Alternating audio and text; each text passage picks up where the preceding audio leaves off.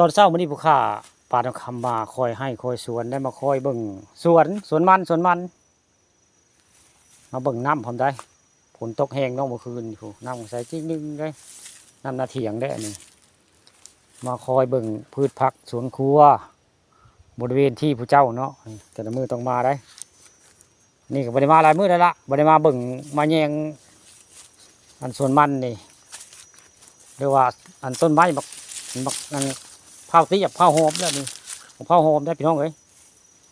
เผาหอมบุค่าป่านคำปลูกไว้เนี่ยเผาหอมแบบนี้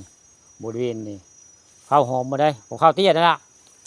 อันเมียว่าเป็นยังคือปลูกใกล้เดียวเทะบุค่าหรือว่าปลูกใกล้เดียวดีเลยล่ะมันจังบ่ได้ขึ้นยากขึ้นต้นนึงก็ย่างต้นนึงรถบุค่าว่าได้ว่าปลูกมันเมียปลูกใกล้เดียวโพดผู้ชั้นบุค่าว่าปลูกใกล้ๆกันนี่แหละมันจังสบายเวลากินหมากมันก็ขึ้นต้นเดียวอันได้พันมาแต่เฮือนได้มีเพียงว่ามีต้นมันแต่เฮือนเนาะก็เลยจัดไว้เลยเอามาปลูกไปง่ายๆได้นี่บริษัทหาไปได้พันมาข้าวหอมที่อันนี้ก็ได้นี่ข้าวหอมแบบนี้เลยเอามาปลูกไว้ในสวนมันนี่ก็บริษัทหญ้าจะเครือนี่ถ้าจะปลูกได้หญ้าบริษัทจะเครือได้ปุ๋ยก็ยังบริษัทนี่อันนี้ก็หมากกันนาวมาแต่เฮือนพอได้ก้นเป็นต้นมาเลยได้มาพังมาปลูกที่คืนได้บ่ตายได้บ่ตายนี่ต้นบางที่ใหญ่แบบนี้เรามาพังทีเลยได้คืนบ่ตายได้บางอันบางนาวนี่มีไว้ขวานไว้ง่ายปลูกไว้ในเถียงอันนี้ก็มากกันได้มากอันนี้ก็จะกินได้อันมากตะกบอันนี้มากตะกบบ้านเฮานี่แหละปลูกไว้ห่มเป็นเงาแล้วมันนี่ก็สั้นไว้ได้ท่านไว้แล้วนี่ปุ๋ยเมื่อวานใช่เพื่อเป็นหัวได้แล้วมันเหลือนี่ปลูกมันโดยบ่ตั้งใจเลยอย่างนี้